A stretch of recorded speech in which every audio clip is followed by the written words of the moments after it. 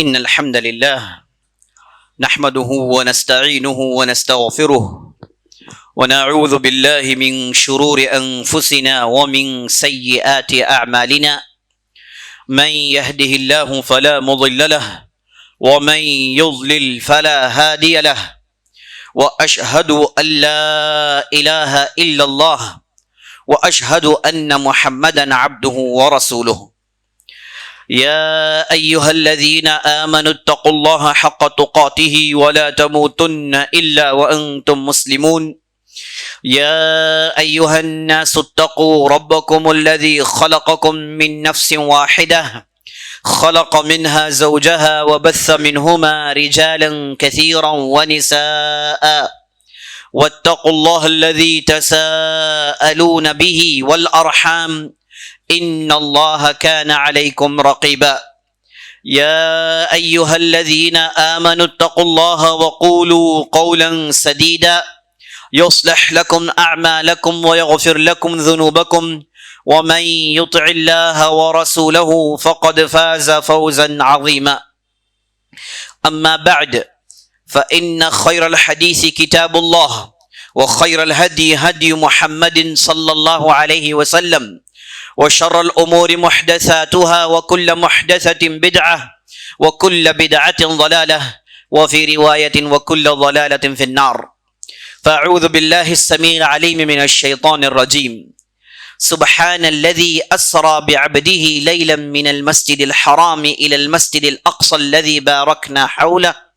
لنريه من آياتنا إنه هو السميع البصير.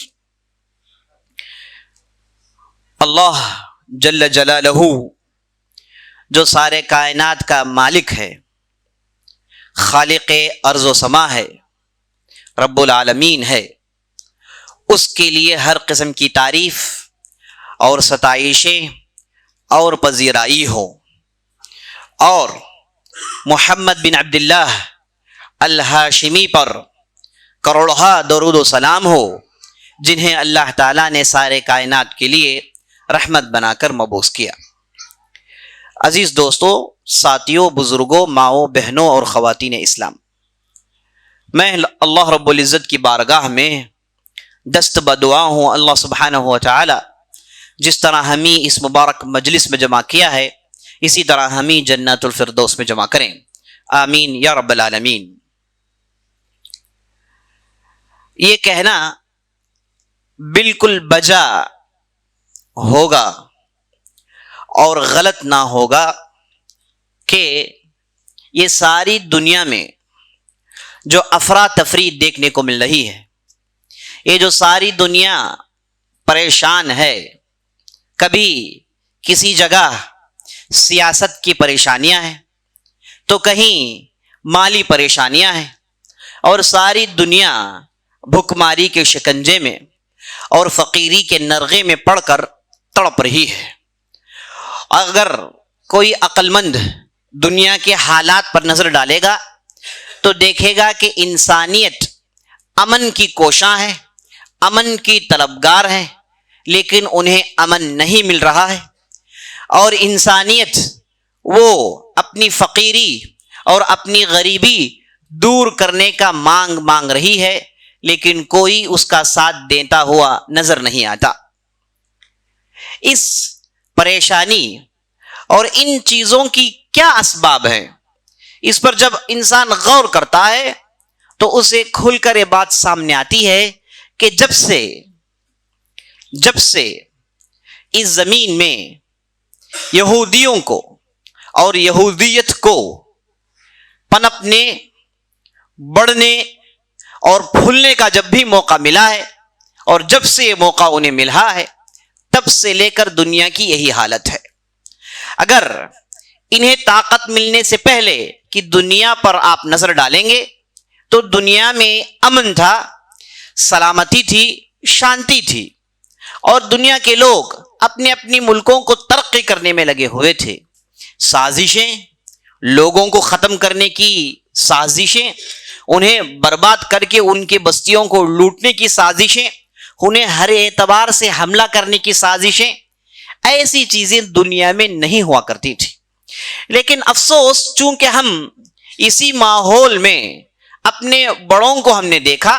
ہمارے پہلے والے جنریشن کو ہم نے دیکھا، اس سے پہلے والے جنریشن کو ہم نے دیکھا، تو ہم پچھلے 3 جنریشن سے انہی پریشانیوں کو، انہی سازشوں کو، انہی انسانیت کو ختم کرنے کی باتوں کو سنتے ہوئے آ رہے ہیں۔ تو ہم نے چونکہ اس سے پہلے کا دور نہیں دیکھا تو ہم نے سمجھ لیا کہ دنیا ہمیشہ سے ایسی ہی ہوا کرتی تھی۔ ہاں بھوکماری تھی، ہاں لوگ پریشان ہوتے تھے، لیکن یہ پوری انسانیت کو برباد کرنے کی سازشیں نہیں ہوتی تھی۔ ہاں اگر کسی علاقے میں طوفان آ گیا، کہیں قحط سالی پڑھی، کہیں ان کے لوگوں نے لڑ لیا، تو وہاں پر وقتی طور پر بد امنی آتی تھی، لیکن جو منظر آج ہم کو دیکھنے کو مل رہا ہے، جو منظر کئی جنریشن سے ہم لوگ دیکھ رہے ہیں، ایسے مناظر نہیں ہوا کرتے تھے۔ ہمیں یہ باتیں تاریخ کی کتابیں بتاتی ہیں۔ جب ہم تاریخ کا مطالعہ کرتے ہیں تو معلوم ہوتا ہے، چاہے وہ اسلامی حکومت ہو، چاہے وہ طاقت مسلمانوں کے ہاتھ ہو یا نہ ہو، لوگوں نے اپنے اپنے علاقوں میں امن کی زندگی گزاری اور وہ اپنے اپنے ملکوں کو ترقی کرنے کے لیے کوشاں ہوا کرتے تھے۔ لیکن یہ جو ساری دنیا کو ایک نرغے میں پھنسا کر پوری انسانیت کو برباد کرنے کی جو سازشیں پچھلے 100 سال سے ہم کو دیکھنے کو مل رہی ہیں، یہ یاد رکھ لیجیے عزیز ساتھیوں، بزرگوں، ماؤں بہنوں، یہ جب سے یہودیت کو ترقی ملی، جب سے یہودیوں نے ساری دنیا کو اپنے نرغے میں پھنسانے کے لیے اپنے ہاتھ میں انہوں نے جب سے دبوچنا شروع کیا، یہ چیزیں ہمیں دیکھنے کو مل رہی ہیں۔ تو یہ تمام پریشانیاں، یہ تمام دقتیں، یہ تمام مصائب و آلام، یہ بھوکماری، یہ غریبی، یہ سیاستی مسائل، یہ سب کے پیچھے یہی لوگ ہیں جنہیں اللہ سبحانہ و تعالیٰ نے اپنا دشمن کہا۔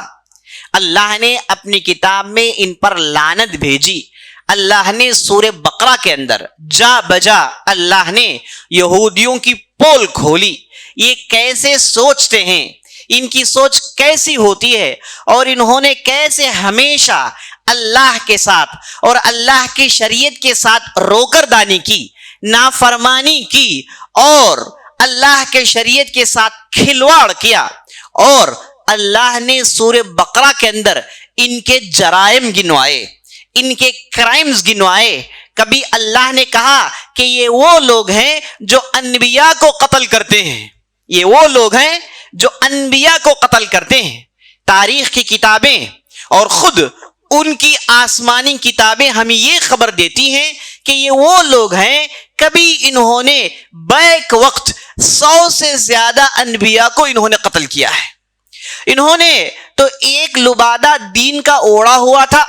ان کے حاکمات، ان کے ربیین، ان کے جو علماء ہیں، انہوں نے یہ دعویٰ کیا کہ ہم شریعت موسوی کی اتباع کرتے ہیں، لیکن انہوں نے کھلم کھلا شریعت موسوی میں تبدیلیاں پیدا کی۔ انہوں نے کئی مرتبہ اس تورات کی آیتوں کو رگڑ کے مٹا کے انہوں نے اپنی باتوں کو داخل کیا، اور شریعت کو اپنے حساب سے انہوں نے بدلا، اور شریعت کے نام سے انہوں نے سود کو حلال قرار دیا، اور شریعت کے نام سے انہوں نے دنیا میں جو کچھ کیا جسے سن کر انسانیت سر پیٹ کر رہ جاتی ہے۔ تورات کی آیتوں کو انہوں نے جہاں توڑ موڑنے کی کوشش کی، انہوں نے ساتھ ساتھ تورات کے لیے ایک تفسیر لکھی جس کا نام تھا تلمود، اور اس تفسیر میں انہوں نے ساری انسانیت کو جانور ٹھہرا دیا۔ اس تفسیر میں یہ بھی باتیں لکھی ہوئی ہیں کہ یہود کے علاوہ جتنے بھی لوگ ہیں وہ جینٹائلز ہیں، معنی یہ کہ وہ انسان نہیں ہیں۔ یہودی اگرچہ کہ سود کھانا ان کے لیے حرام ہے، سود خوری ان کے لیے بڑے گناہوں میں سے ہے، لیکن اس میں یہ بات کی انہیں چھوٹ مل گئی کہ غیر یہودیوں سے یہ سود لے سکتے ہیں، انہیں سود دے سکتے ہیں، اور سود کے نام پر ان کے علاقوں کو ہڑپ سکتے ہیں۔ یہ اس تلمود کی کتاب میں بات لکھی ہوئی ہے جو تورات کی تفسیر کے نام سے انہوں نے ساری دنیا کو پیش کیا۔ اسی کتاب میں انہوں نے عیسیٰ علیہ السلام کو جی بھر کے گالیاں دی. اسی کتاب میں انہوں نے جو بھی اللہ کے دین کو بڑھانا چاہتا ہے اس سے انہوں نے کھلم کھلا دشمنیاں کی ہیں, اور ہر قسم کی بات جس سے یہود اپنی نفس کی خواہشات کو پوری کر سکتے ہیں وہ ساری کی ساری باتیں اس تلمود میں دیکھنے کو ملتی ہیں. اور آج کے یہود چاہے وہ فلسطین کے اندر ہو, چاہے وہ امریکہ کے اندر ہو, چاہے وہ پولینڈ کے اندر ہو, چاہے وہ سوئٹزرلینڈ کے اندر ہو, چاہے وہ جرمنی کے اندر ہو, چاہے وہ ہندوستان اور دوسرے علاقے میں ہو, یہ سب آپس میں جڑے ہوئے ہیں. لیکن انہوں نے تورات کو ماننا چھوڑ دیا. انہوں نے اپنی کتاب تلمود سمجھایا اور لوگوں کو یہی ان سے باور کروایا کہ اسی کی ہم اتباع کرتے ہیں. اگر کوئی یہودی یہ کہے کہ میں تلمود کو نہیں مانتا, میں تو تورات کے راہ میں چلنا چاہتا ہوں, انہوں نے اسے بلاسفیمس کہا, انہوں نے اسے کافر کہا اور یہودیت سے نکالنے کی کوشش کی.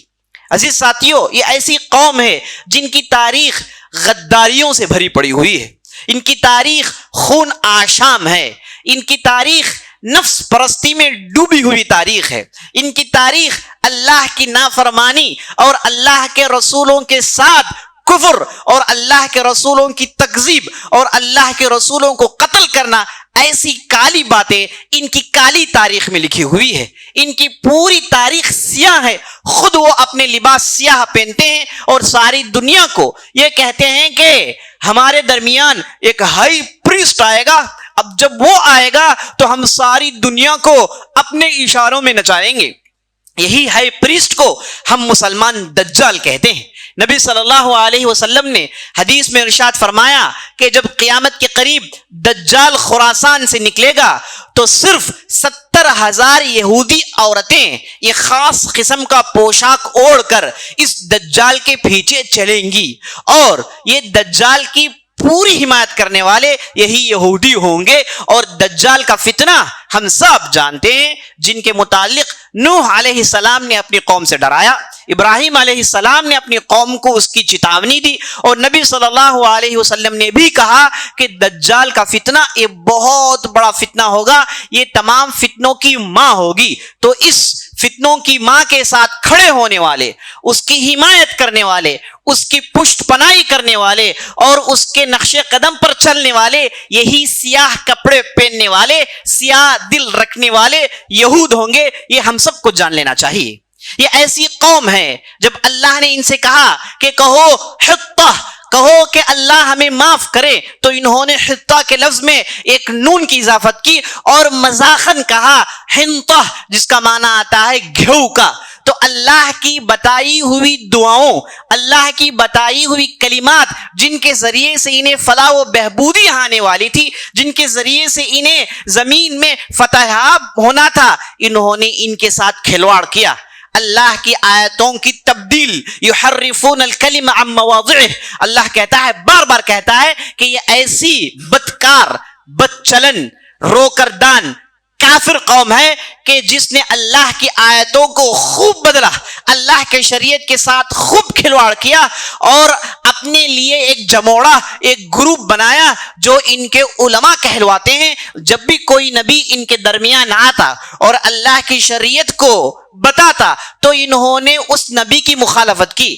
انہوں نے داؤد علیہ السلام کی مخالفت کی, انہوں نے سلیمان کو جادوگر کہا کہ سلیمان وہ ہے جو جادو کرتا ہے, سلیمان وہ ہے جو کفر کرتا ہے. تو اللہ نے قرآن میں جواب دیا, وما کفر سلیمان ولکن الشیاطین کفروا, سلیمان نے کفر نہیں کیا بلکہ یہ شیاطین یہود یہ کفر کرتے ہیں. انہوں نے جادو کو سیکھا اور ساری قوموں کو بے قرار اور ساری قوموں کی امن و چین کو ختم کیا. تو یہ انبیاء علیہ السلام کو صورت پر گالیاں بکتے تھے, اور عیسیٰ علیہ السلام کے ساتھ انہوں نے جو سلوک کیا, تاریخ پڑھنے والا سر پیٹ کر رہ جاتا ہے. عیسیٰ علیہ السلام کے خلاف انہوں نے پروپیگنڈے کیے, لیکن ان کے اندر کبھی بھی یہ جرات نہیں ہوتی کہ اپنے دشمنوں کے سامنے آنکھ سے آنکھ ڈال کر گفتگو کریں. بلکہ ہمیشہ ان کے پیٹھ کے پیچھے کھنجر کھوپتے ہیں، منافقت کا پورا مظاہرہ کرتے ہیں، ظاہری طور پر ایک، باطنی طور پر ایک، ہر ممکن چیز جس کے ذریعے سے غداری ممکن ہو یہ کام یہ قوم کرتی ہوئی آ رہی ہے۔ انہوں نے انبیاء علیہ السلام کے ساتھ بھی یہی کیا اور عیسیٰ علیہ السلام کے ساتھ بھی یہی کیا۔ جب عیسیٰ علیہ السلام اللہ کے دین کا پرچار کر رہے تھے تو چونکہ سامنے دم نہیں کہ انہیں روک سکتے تھے، کیونکہ اللہ نے انہیں ایسے معجزوں سے نوازا تھا کہ وہ مردوں کو جلاتے تھے، ان کی پوری کرتوت پر وہ پانی پھیرتے تھے، تو انہوں نے رومی اس وقت کی جو گورنمنٹ تھی ان سے رابطہ کیا اور کہا کہ یہ ہمارے درمیان کافر ہے، اسے قتل کرنا چاہیے، اور رومیوں نے عیسیٰ علیہ السلام کو ارسٹ کرنے کی پوری کوشش کی اور آخرکار انہوں نے قتل کرنے کے لیے عیسیٰ علیہ السلام کی تلاشی کرتے ہوئے سارے فلسطین میں جب گھوم رہے تھے تو اللہ نے کہا کہ ہم نے عیسیٰ کو اپنے پاس اٹھا لیا، اور ایک دوسرے آدمی کے شکل کو عیسیٰ کی شکل دے دی گئی، اور اس کے ساتھ انہوں نے جو حشر کیا یہ دیکھ کر تاریخ سر پیٹ کر رہ جاتی ہے۔ تو تاریخ ان کی سیاہ ہے، تاریخ انسانیت کے ماتھے پر ایک کلنک ہے، ان کی تاریخ ایسی تاریخ ہے کہ جسے کسی بھی قسم کا آدمی پڑھے، چاہے وہ مسلمان ہو کہ غیر مسلمان ہو، ان کے جرائم کو دیکھ کر کہے گا کہ کیا یہ لوگ انسان ہیں؟ کیا ان کے سینے میں بھی دل ہوتا ہے؟ کیا یہ بھی اپنے دماغ میں سوچ رکھتے ہیں؟ کیونکہ انہوں نے اللہ کے دین کے ساتھ مذاق کرنا، اللہ کے دین کے ساتھ کفر کرنا، یہی انہوں نے اپنا شیوا بنایا ہوا تھا۔ میں نے ان ساری باتوں کو آپ کے سامنے مختصر بیان کیا ہے۔ ان کے آپ سازشوں کو، ان کی تخریب کاریوں کو، ان کی موشگرافیوں کو اگر آپ دیکھنا چاہتے ہیں کہیں جانے کی ضرورت نہیں ہے، صرف آپ سورہ بقرہ کا مطالعہ کیجیے، سورہ بقرہ کا مطالعہ کیجئے۔ اللہ اس سورت کو شروع کرتا ہے منافقین کے ذکر کے ساتھ، اور جیسے ہی منافقین کا ذکر ختم ہوتا ہے اللہ سبحانہ وتعالیٰ نے یہودیوں کا ذکر کیا، اس کے بعد ان کی تاریخ سنائی، اور اللہ نے اپنے نعمتوں کو گن گن کر بتایا کہ یا بنی اسرائیل اذکروا نعمتی التی انعمت علیکم، اے بنی اسرائیل اب ہماری نعمتوں کو یاد کرو جو ہم نے تم پر نازل کیا تھا۔ جب تم سینا کے صحرا میں بھٹک رہے تھے تو اللہ نے آسمان سے من و سلوہ کے نام کی نعمتوں کو اتارا اور تم سے کہا کہ اسے کھاؤ، لیکن انہوں نے اللہ کی نعمتوں کو کھانے سے اعراض کیا اور کہا کہ نہیں، ہمیں پیاز چاہیے، ہمیں کھیرا چاہیے، ہمیں فلان چیزیں چاہیے، اور موسیٰ کو ہمیشہ لان تان کرتے رہے۔ کہا کہ موسیٰ تمہارے آنے کی وجہ سے مصیبتیں بڑھ گئیں، تمہارے آنے کی وجہ سے پریشانیاں بڑھ گئیں، تمہارے آنے کی وجہ سے ہم امن و امان ختم ہو گیا۔ کیسے ظالم لوگ ہیں، یہ ایسی غلامی کر رہے تھے جو جھوپڑ پٹیوں میں رہتے تھے، یہ فرعون کے جو ہے تلووں کو چاٹ رہے تھے، انتہائی ذلت آموز ان کی زندگی تھی۔ 150 سال کی ذلت ان کے دماغوں کو اتنا دور پہنچا دیا کہ کبھی یہ آزادی سے سوچ نہیں سکتے، لفظ آزادی کو انہوں نے بھلا دیا تھا۔ اور موسیٰ آئے، انہوں نے ان کے شکنجے سے نکالا اور انہیں طاقت دی اور انہیں لے کر ان فرعون کے خلاف لڑنا شروع کیے، بجائے اس کے کہ موسیٰ کی طرفداری کرتے انہوں نے کہا کہ ہم فرعون کے ساتھ اچھے تھے۔ کیسے روکردان لوگ ہیں، کیسے غدار لوگ ہیں، یہ پوری چیخ پکار آپ کو قرآن کی آیتوں میں سورہ بقرہ کے اندر دیکھنے کو مل جائے گی۔ اللہ سبحانہ وتعالیٰ نے ان کی پوری پول کو کھول دیا، اس سے بہتر کوئی بیان نہیں کر سکتا، اس سے بہتر تاریخ مستند ہو نہیں سکتی۔ عزیز ساتھیوں، یہ یہودیوں نے جیسا کہ میں نے آپ کو بتایا، جب سے زمین میں انہیں طاقت ملی پوری زمین کو انہوں نے کالے کر دیا اور عرب ممالک کو انہوں نے جھجھر کر دیا، ایسی چادر کی طرح بنا دیا جس کے اندر ڈھیر سارے چھید نکل آئے۔ انہوں نے عراق کی ہڈی کو چوس کے اسے بھوسا بنا دیا، اس کے بعد انہوں نے سیریا کے پرخچے اڑا دیے، اس کے بعد انہوں نے مسلمان دوسرے علاقوں کو ذلیل و خوار کیا، اور اس سے بڑی دلیل کیا چاہیے دنیا کو کہ یہ لوگ سیاہ دل رکھنے والے، سیاہ سوچ رکھنے والے، انتہائی درندہ صفت لوگ ہیں کہ انہوں نے فلسطین نامی ایک علاقے میں جہاں پر لوگ امن و امان سے رہتے تھے، جہاں پہ مسلمان بھی تھے، غیر مسلمان بھی تھے، یہودی بھی تھے، عیسائی بھی تھے، سب بیت المسجد میں ان کا حق تھا، سب کو آنے جانے کی اجازت تھی، امن سے تھے، لیکن اچانک یہ جب انہیں یورپ میں عیسائیوں نے خوب ان کی پٹائی کی، عیسائیوں نے انہیں خوب دھویا، یاد رکھ لیجیے یہودی کی تاریخ میں جتنا عیسائیوں نے انہیں دھویا ہے اور جتنا مسلمانوں نے ان کی مدد کی ہے، یہ دونوں کی مثال نہیں ملتی۔ یہود وہ ہیں جنہیں مسلمانوں نے ایک مستقل کنٹری بنائی جس کا نام سلوواکیہ ہے، وہاں پر انہوں نے ان کے لیے عثمانی خلیفوں نے ان کے لیے یونیورسٹی بنائی، ان کے لیے مدرسے بنائے اور ان کے لیے ہر چیز کی آسانیاں پیدا کی تاکہ وہ عیسائیوں کے ظلم و ستم سے بچ کر رہے۔ عیسائی جو ان کے ہڈیوں کو چوستے ہیں، انہیں ہمیشہ قتل کرنے کے لیے کوشاں ہوتے ہیں، انہیں مسلمانوں نے بچایا۔ مسلمان کا دور ان کے لیے ہمیشہ گولڈن دور رہا۔ جب ہسپانیہ کے اندر، جب اسپین کے اندر مسلمانوں کو مارا جا رہا تھا تو مسلمان جب اس اسپین کو چھوڑے تو انہوں نے 7 یہودیوں کو باہر نکالا۔ مسلمان نارتھ افریقہ گئے، یہودی وہاں سے ونس چلے گئے، تو جتنا مسلمانوں پر ظلم ہوا اتنا یہودیوں پر بھی ظلم ہوا، لیکن مسلمانوں نے یہودیوں کی طرفداری کی، انہیں بچایا بحیثیت انسان۔ لیکن جب اتنا سب کچھ کرنے کے باوجود ان میں سے ایک آدمی اٹھتا ہے جس کا نام ہے بن غورین، وہ اٹھتا ہے اور اٹھ کے خلافت عثمانیہ کو عمدہ کرنے کی پوری کوشش کرتا ہے، پیچھے سے سازش کرتا ہے، اور اس کی محنتوں سے برٹش مجبور ہوئے، اس کی کالی کرتوتوں کی وجہ سے برٹش کو انہوں نے اس کے ٹرمز ڈکٹیٹ کروائے اور ایسی ٹریٹی لکھی جس کا نام بلفور ٹریٹی کے نام سے تاریخ میں مشہور ہے، اور جس کی بنیاد پر 1948 میں 1948 میں یہ بڑی تعداد میں ایک امن اور امان سے جو ملک چل رہا تھا اس میں یہ سیاہ لوگ داخل ہو جاتے ہیں،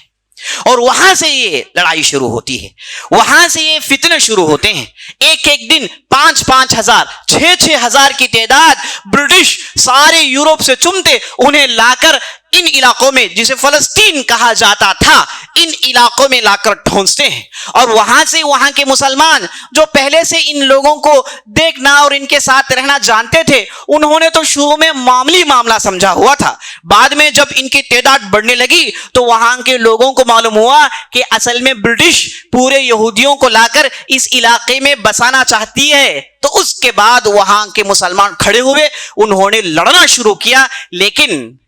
لیکن یہودی جو اس سے پہلے انہوں نے پورا کام کر لیا تھا، جن کی فتنوں کی وجہ سے خلافت عثمانیہ ختم ہوئی، جن کی فتنوں کی وجہ سے پہلا ورلڈ وار ہوا، جن کی کرتوتوں کی وجہ سے سیکنڈ ورلڈ وار ہوا، جن کی کرتوتوں کی وجہ سے ساری دنیا بھوکماری میں ڈھکیلی گئی، انہوں نے پہلے سے سازش کیا ہوا تھا، پہلے سے امریکہ جیسے گدھے پر یہ سوار تھے، تو انہوں نے اس گدھے کو جیسے چلانا تھا ویسے چلایا، اور اس کی طرفداری سے انہوں نے فلسطین میں سیاہی، فلسطین میں تخریب کاری عام کی اور مسلمانوں کو خوب کاٹا، گاجر مولی کی طرح کاٹا، اور اس علاقے میں آ کر گھس کر بیٹھ گئے۔